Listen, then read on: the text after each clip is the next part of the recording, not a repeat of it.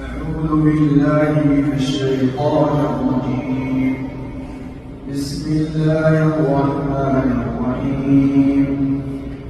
آمن الرسول بما أنزل إليه من ربه والمؤمنون كل آمن بالله وملائكته وكتبه ورسله لا نفرق بين أحد من رسله وقالوا سمعنا وأطعنا غفرانك ربنا وإليك المصير.